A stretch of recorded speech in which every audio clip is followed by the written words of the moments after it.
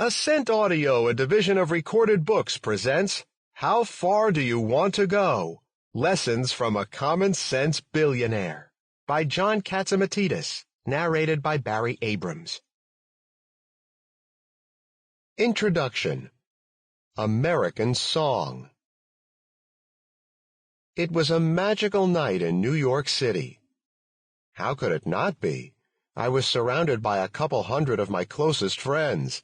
Just as important, I had lured them all to an awe-inspiring location kitty corner from the New York Stock Exchange, a place where most of these people had never been before. I'd passed this old building 1,000 times, maybe 10,000, but only once had I ever stepped inside. I'd known this spot was important in American history, but I hadn't been quite sure why. Until recently, I'd had no idea how many world-changing events occurred right here. What can I tell you? I learned something new every day. This was the Federal Hall National Memorial, site of the first Capitol building of the United States of America under the U.S. Constitution. It was here in 1789 that General George Washington was sworn in as our nation's first president.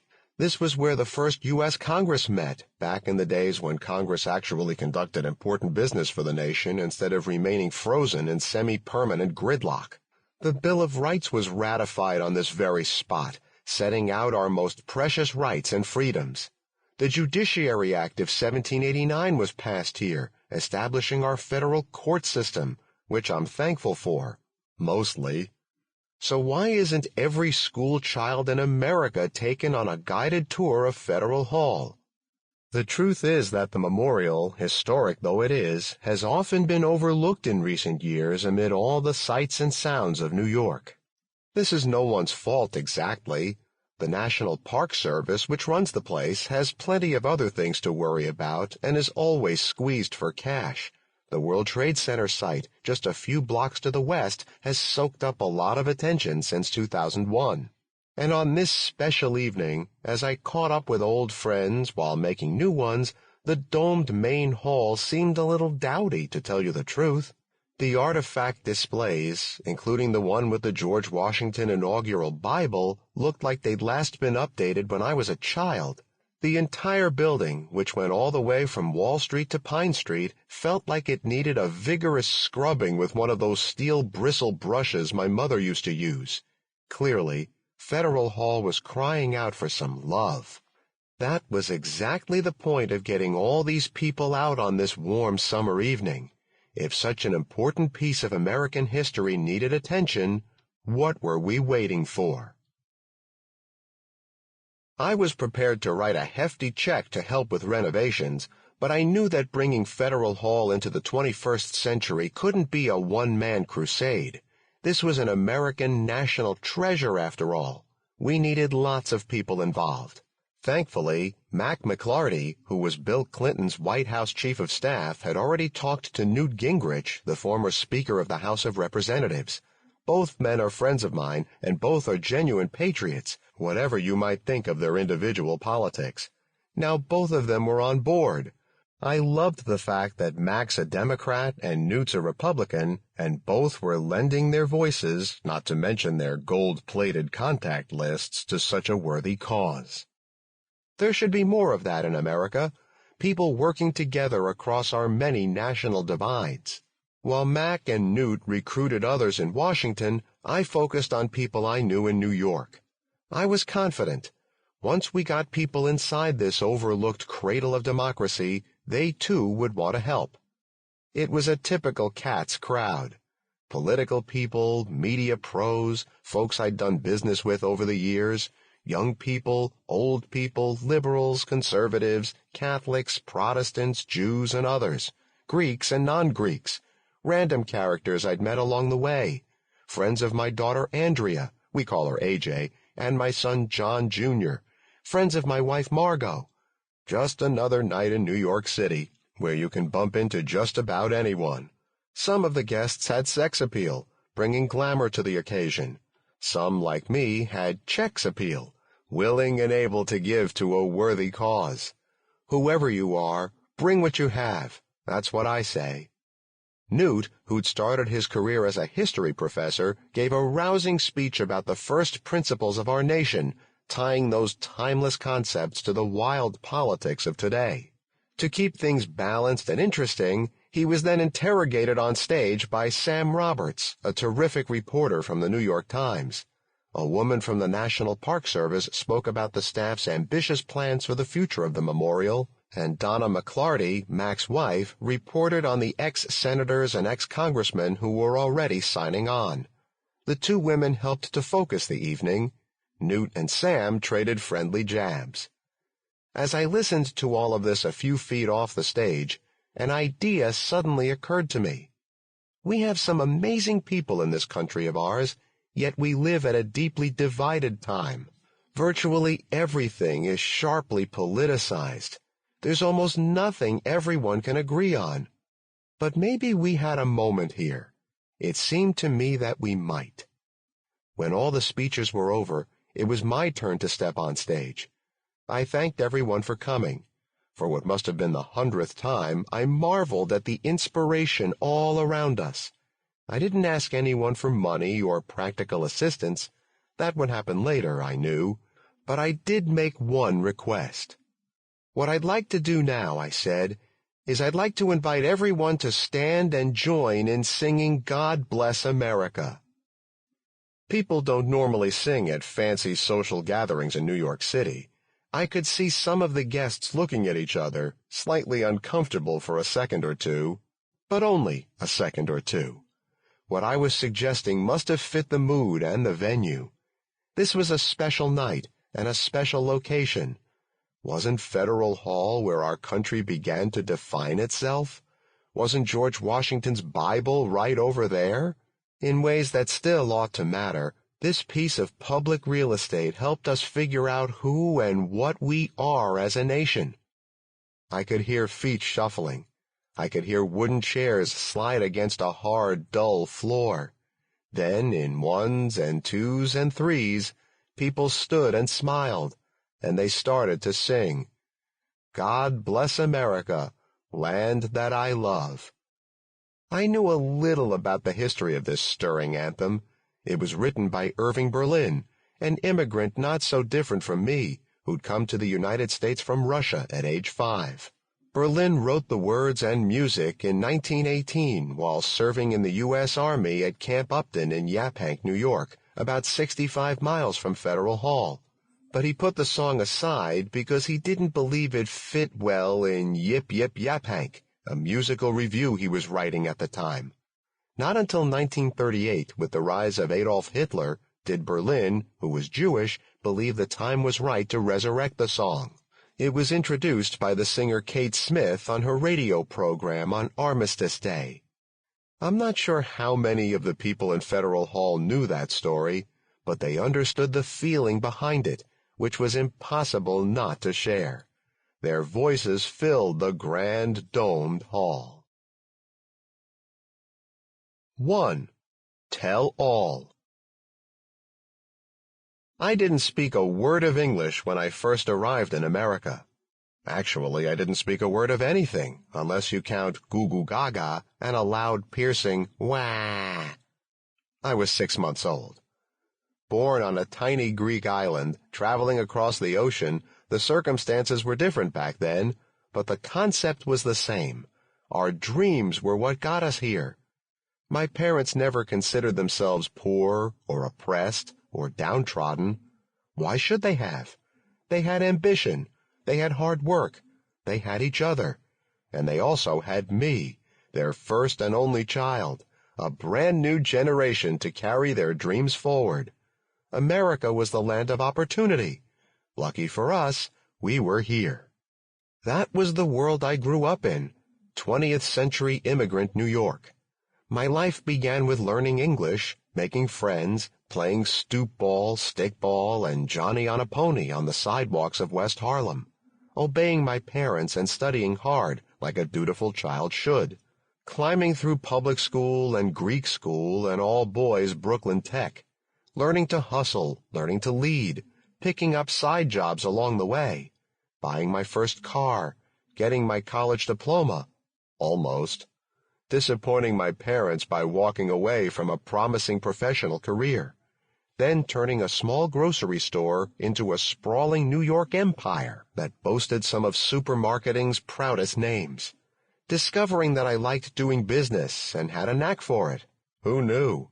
Expanding the business some more, meeting Father Alex and rediscovering what it means to be Greek, realizing that the sunshine of my life was sitting right beside me, starting a family with her, getting into aviation, energy, real estate, insurance, and investments.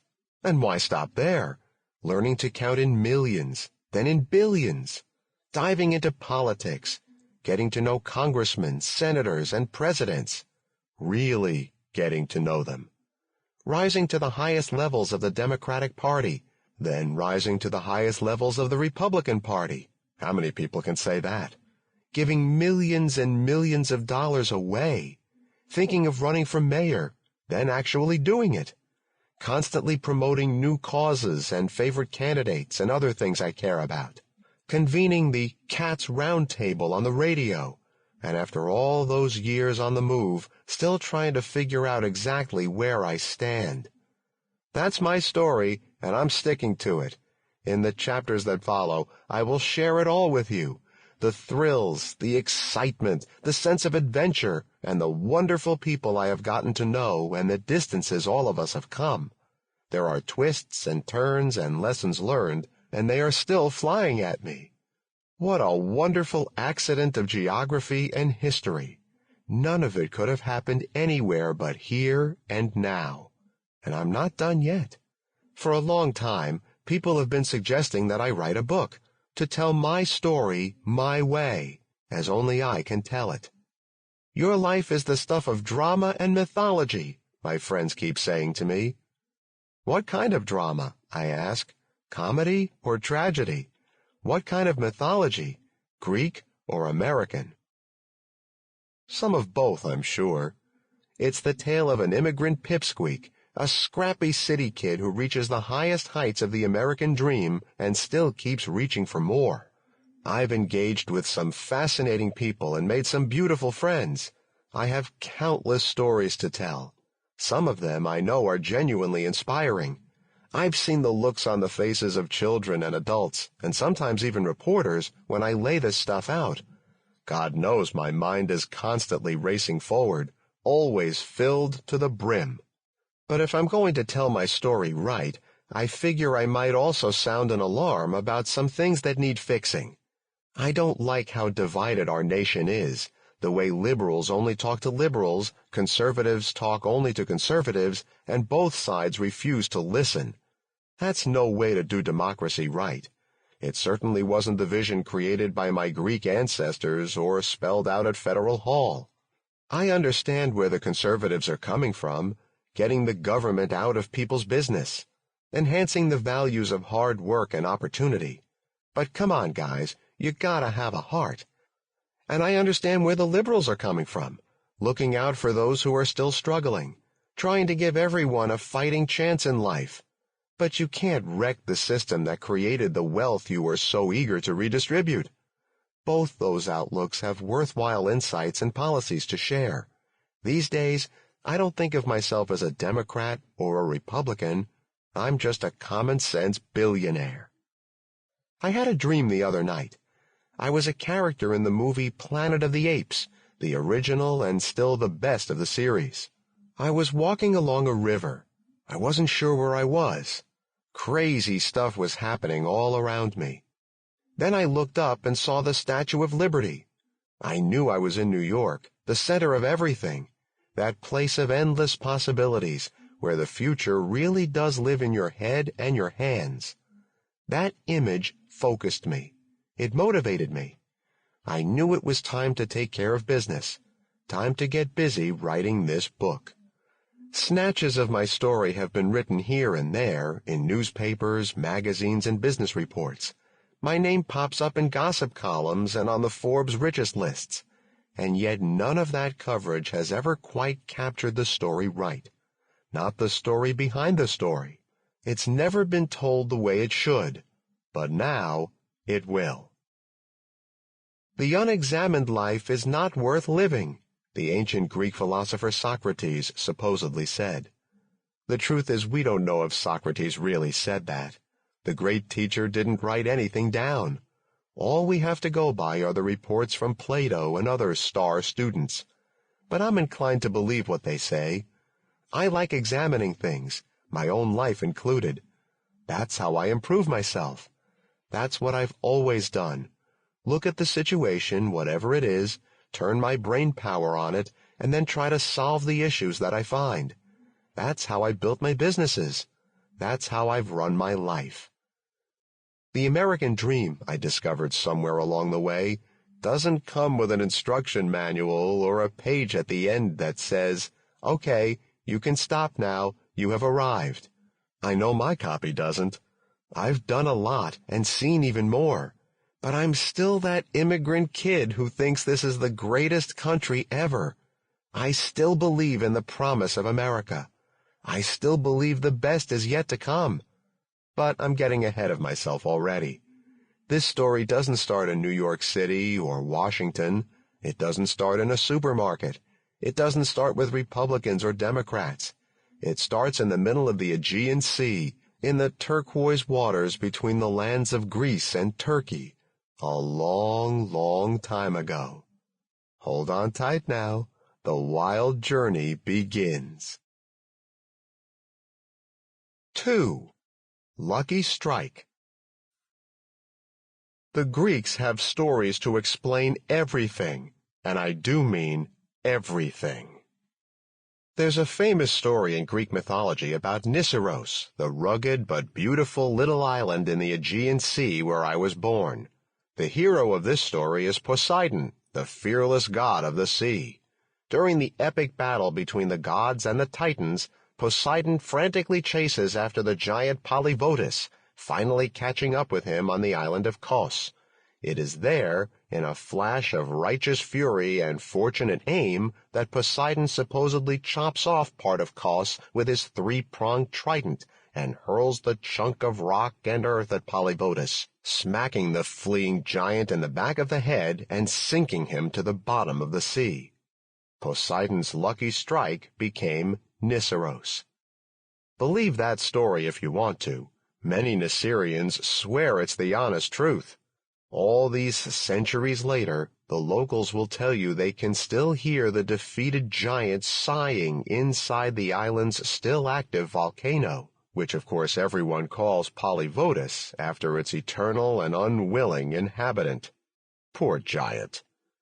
That volcano, the flames, the heat, the smoke, the tar and ash aroma, looms over everything and everyone on Nisyros. Always has and always will. The volcano isn't currently spewing lava, but it has erupted at least 13 times in recorded history. It's also a cause of the island's many earthquakes. With an active volcano on such a small island, it's impossible to forget how powerful nature is and how unpredictable life can be. Clearly, some forces greater than ourselves influence our destinies. Life is just different when you come from an island like that. Nisyros is far less developed than the Greek islands you've probably seen in person or on tourist websites. Barely 5 miles across, it is part of a chain of small islands, the Dodecanese, scattered like pepper flakes between the vibrant coasts of Greece and Turkey. There's a small harbor, some cliffs, and a few modest farms.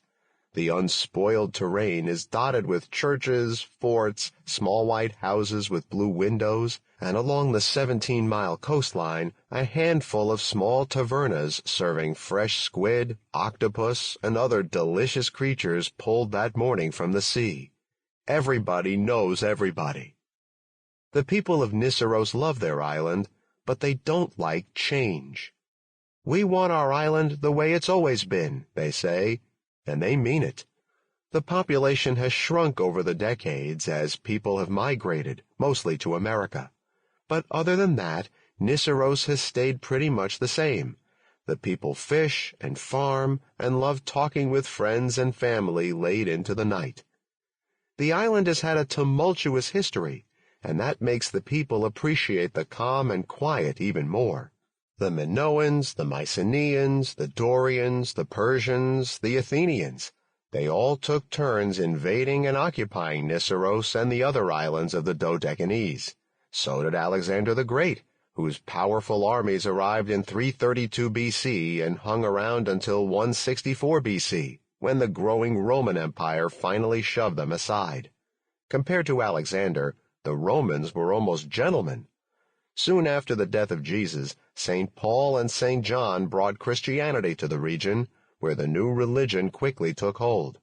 Doubt that? Try counting all the Byzantine churches on Nisyros. It's a big number, I promise you that. Next came the Turkish army of Suleiman the Magnificent.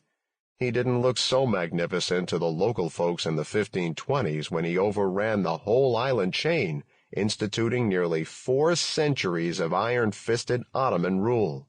The Italians grabbed the islands back in 1912. When World War I broke out, Greece and Italy found themselves on the same side as France, the United Kingdom, and the United States. The Italians even invited France and the United Kingdom to use the islands as a staging area for naval operations, and thankfully, the Allies won. World War II didn't unfold so well, however. After Italy invaded Greece in October 1940, the Greek army pushed the invading Italians back into Albania. But the Nazis roared the following April, overrunning the Greek defenses in just a few weeks, and though Italy surrendered to the Allied powers in September 1943, the Italian occupiers didn't leave the islands immediately. They liked it there. It wasn't until years later that the British tossed out the Italian occupiers, finally returning Nisyros and the other Dodecanese islands to their rightful owner and protector, the proud Republic of Greece. I don't remember any of this firsthand, not even our island's long-awaited liberation and return to Greece. I was inside my mother's belly that spring, but I'm pretty sure, even from my warm and cozy spot, I could hear the church bells peal. That's why all these years later, I still like to joke that I was conceived an Italian and born a Greek. Given the way the calendar fell, that's no lie. In early December 1947, when my mother became pregnant with me, Nisyros was still in the hands of the Italians. 9 months later, on September 7th, 1948, when I finally burst into the world, kicking and screaming and wondering what's for lunch, our island had been liberated by the British and was finally, officially, Greek, as was I. A few hours after I was born, my father, Andreas Catsimatidis, took me to the house of his mother, who hadn't been well. He carried me into the bedroom and handed me to my yaya, which is what Greek children call their grandmothers. Without a word of prompting, she said to my father, "A new Yanni Catsimatidis is born." That was her late husband's name, Yanni, Greek for John. And that night, my grandmother died. That very night. She was happy the whole day long. Those are the kinds of people I come from. Their lives are truly the stuff of sweeping narrative. My mother's name before she got married was Despina Emanuelidis. She often went by the nickname Despo. Her family, like my father's, had deep roots in Nisyros, though my mother's upbringing was very different from my father's. My father's family members were simple island people, fishermen, farmers, carpenters, other tradesmen, who worked hard and mostly stayed put on Nisyros. My mother's family, on the other hand, moved back and forth between the quiet island and the more cosmopolitan Turkish city of Constantinople, modern-day Istanbul. Educated and relatively well-to-do, the Emanuelidises had close ties to the Greek Orthodox Church. My great-great-grandfather on my mother's side was a chancellor of the Ecumenical Patriarchate of Constantinople, a top aide to the leader of the world's Orthodox people. His son, my great-grandfather John Zanis, was an Orthodox priest. My great-grandfather and his wife Despina, whose name my mother would later take, had 3 daughters, my grandmother Irene and her 2 sisters Marigo and Eftahia, along with their brother Nicholas. But life for Turkey's Greek minority grew tense.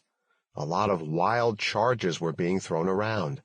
My great-grandfather was accused of being a terrorist. He was no terrorist. He was a dedicated parish priest defending his Greek flock at a time of intense prejudice. But when things grew unbearable, he fled with family to Nisyros, finding peace and safety on the quiet island of their ancestors. You know the song, If I Were a Carpenter? My grandmother, Irene Zanis, married a hard-working young carpenter from Nisyros. Emanuelidis was the carpenter's name, and she loved him dearly. They had 3 children, my mother, Despina, and her 2 brothers, Haralambos and Yanni, also known as Harry and John. The island was as starkly beautiful as ever, but there were few good jobs there, especially for a young man who needed to support 3 children and a wife with tastes etched in Constantinople. Fortunately, there was another option. In those years, many young men from Nisyros were leaving the island, not for Turkey, but for the promised land of America. There, not only were the factories hiring, but so were the ports, restaurants, and construction companies. Anyone willing to work hard, it was said, could land a job in America, live cheaply with other Greek immigrants, and send plenty of extra money back home. Young Emmanuel decided to make the trip. He already had 2 brothers in New York City who agreed to sponsor him. He could stay with them until he got settled, and they would help him find work. And so my grandfather went. After a tearful goodbye at the dock in Nisyros, he boarded a small boat to Kos, and then a slightly larger boat to the larger island of Rhodes, and then on to Athens, where he boarded an ocean-going passenger ship bound for New York. His wife and children missed him immensely, but even the young ones understood. Papa was gone for the good of the family. He'd send much-needed money and be back as soon as he could. Maybe one day before long he would even gather up the family and they could join him in America. But until that time came, Grandma Irene and her 3 children would carry on as best they could. My grandmother was a real matriarch, a proud and serious woman who considered it her duty to keep a tidy home, provide clear guidance for the children, and hold her head up high. She wasn't the only one with these such burdens, and she wasn't one to complain.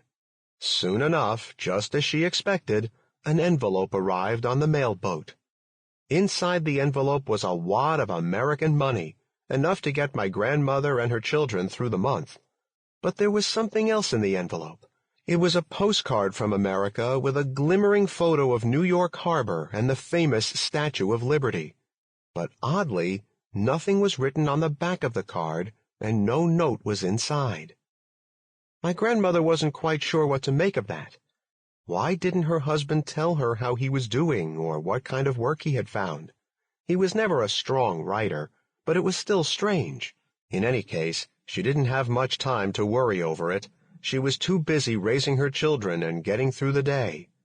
Then, almost exactly a month later, another envelope arrived. Another wad of American money. Another Statue of Liberty postcard. No note, no signature, and no return address. A month after that, a 3rd envelope came on the mail boat. Same thing. By then, people on the island were talking. Nisyros is not a place of many secrets. My grandmother didn't like talking about the envelopes from America or the mystery of her husband's life there. God forbid the family name be tarnished. She made it her business to say that everything was fine. Her husband was off in America, supporting his family on Nisyros. What else did they need to know? She smiled and shrugged and got on with her business and dreaded the questions when they came up. And so it went, month after month, year after year.